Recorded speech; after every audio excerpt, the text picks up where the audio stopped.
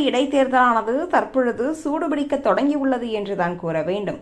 ஜூலை 10 தேர்தலானது நடைபெறும் என தேர்தல் ஆணையத்தால் அறிவிக்கப்பட்ட சூழ்நிலையில் இருந்தே தற்பொழுது வரை அங்கு களம் காண அனைவருமே போட்டியிட்டு வருகிறார்கள். அது மட்டுமல்லாது திமுக, நாம் தமிழர் கட்சி என தற்பொழுது இருவருமே தங்களது வேட்பாளர்கள் யார் என அறிவித்து விட்டார்கள். மீதி எந்த ஒரு கட்சியும் தங்களது வேட்பாளர் இவர்தான் என அறிவிக்கவில்லை.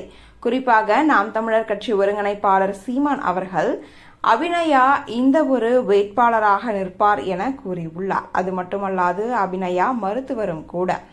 ஜூலை 10 தேர்தலானது நடைபெறவிருக்கும் சூழ்நிலையில் 13 வாக்கு எண்ணிக்கை இருக்கும் என்றும் தேர்தல் ஆணையத்தால் அறிவிக்கப்பட்டுள்ளது.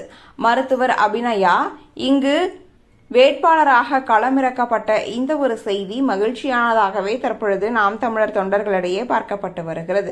குறிப்பாக நாம் தமிழர் கட்சி ஒருங்கிணைப்பாளர் சீமான் அவர்கள் 8 ஒன்றியத்திற்கும் 8 பொறுப்பாளர்களை நியமித்துள்ளார் என்ற ஒரு செய்தியானதும் தற்பொழுது வெளியாகியுள்ளது. அதில் 8 பொறுப்பாளர்களும் மிகப்பெரிய ஆட்கள் என்றே சொல்லலாம். குறிப்பாக காளியம்மாளும் இந்த ஒரு பொறுப்பாளர்கள் லிஸ்டில் இருக்கிறார் என்றுதான் கூற வேண்டும். அனைவருமே தற்பொழுது விக்கிரவாண்டி இடைத்தேர்தலுக்காக தற்பொழுது களம் காணுகிறார்கள். விக்கிரவாண்டி இடைத்தேர்தலானது தற்பொழுது நாம் தமிழர் கட்சிக்கு மிகப்பெரிய எதிர்பார்ப்பாகவே அமைந்துள்ளது என்றே கூறலாம். அது மட்டுமல்லாது தற்பொழுது நடைபெறும் இந்த ஒரு இடைத்தேர்தல் தான் முக்கியம் என பல மக்களும் கருத்து தெரிவித்து வருகிறார்கள். அதிலும் குறிப்பாக வன்னியர்கள் அதிகம் இருக்கும் விக்கிரவாண்டியில் சீமானுக்குத்தான் அவர்கள் ஆதரவு தெரிவிப்பார்கள் என்பதும் தற்பொழுது வரக்கூடிய செய்தியாகவே இருந்து வருகிறது. இதை பார்த்து தற்பொழுது திமுக பயந்துள்ளார்கள் என்று பலரும் கருத்தும் தெரிவித்து வருகின்றனர். நாம் தமிழர் கட்சியினர் இப்பொழுதே தற்பொழுது விக்கிரவாண்டி இடைத்தேர்தலுக்காக அனைத்து வேலைகளையும் செய்து வருகிறார்கள். குறிப்பாக நாங்கள் வேட்பாளர்களை அறிவிப்போம், உடனேயே அனைத்து வேலைகளையும் தொடருவோம் என்ற ஒரு நோக்கிலேயே தற்பொழுது நாம் தமிழர் கட்சியினர் அனைத்து வேலைகளையும் செய்து வருகிறார்கள். இது மிகப்பெரிய ஒன்றாகவே பார்க்கப்பட்டு வருகிறது. மற்ற கட்சிகள் தங்களது வேட்பாளர்கள் யார் என்றே அறிவிக்காத சூழ்நிலையில் தற்பொழுது நாம் தமிழர் கட்சியினர் அனைத்து வேலைகளையும் தொடங்கியிருப்பது மிகப்பெரிய ஒன்றுதான் என்று மக்கள் கருத்து தெரிவித்து வருகின்றனர். நாடாளுமன்ற தேர்தல் முடிந்து தற்பொழுது சமீபத்தில்தான் தேர்தல் முடிவுகள் அறிவிக்கப்பட்டன. கிட்டத்தட்ட 8% அதிகமான வாக்குகளை பெற்று நாம் தமிழர் கட்சியானது முன்னோக்கி பயணித்துக் கொண்டிருக்கிறது. தமிழகத்தின் 3வது பெரிய கட்சியாக இருக்கும் நாம் தமிழர் கட்சிக்கு தற்பொழுது இளைஞர்களின் பலம் மிக பலமாகவே இருந்து வருகிறது என்றே கூறலாம். அனைவருமே தற்பொழுது நாம் தமிழர் கட்சிக்கு சாதகமாகவே இருந்து வருகிறார்கள். இந்த தேர்தல் முடிந்த பிறகு 8% வாக்குகளை பெற்ற நாம் தமிழர் கட்சியானது தற்பொழுது தேர்தல் ஆணையத்தால் அங்கீகரிக்கப்பட்ட மாநில கட்சி என்ற ஒரு பெயரையும் பெற்றுள்ளது.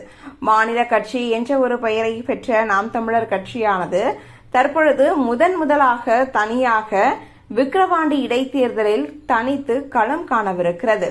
இந்த ஒரு செய்தி நாம் தமிழர் தொண்டர்களிடையே மிகப்பெரிய மகிழ்ச்சியையும் ஏற்படுத்தியுள்ளது.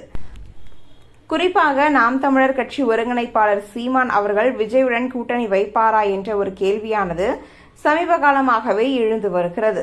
அதிலும் தற்பொழுது என்ன கேள்வி எழுப்பப்படுகிறது என்றால், இவர் கூட்டணி வைத்தால் எந்த விதத்தில் இவர்கள் செயல்படுவார்கள் என்றுதான் பலரும் கேட்கப்படும் கேள்வியாகவே இருந்து வருகிறது. இதற்கு ஏற்கனவே அண்ணன் சீமான் அவர்கள் பதிலளித்து விட்டார். அதாவது தமிழ் தேசியத்தின் வழிதான் இந்த ஒரு கட்சி நடக்கும் என்று கூறியிருந்தால், கூட்டணி வைக்கப் போகும் கட்சியும் இதன் வழி சென்றால் மட்டுமே கூட்டணி அமைக்கப்படும், இல்லையென்றால் கூட்டணி இல்லை என்று ஏற்கனவே கூறியதும் குறிப்பிடத்தக்கது. மேலும் நடந்து முடிந்த நாடாளுமன்ற தேர்தலில் 8%க்கும் அதிகமான வாக்குகளை பெற்றதால் நாம் தமிழர் கட்சி ஒருங்கிணைப்பாளர் சீமான் அவர்கள் ஒரு அறிக்கையும் வெளியிட்டிருந்தார். அதாவது 8.2% வாக்குகளை பெற்று அங்கீகரிக்கப்பட்ட மாநில கட்சியாக வளர்ச்சியடைந்துள்ள நாம் தமிழர் கட்சி வாழ்த்திய பெருமக்களுக்கு நன்றி என்று தற்பொழுது அறிக்கையும் வெளியிட்டிருந்தார்.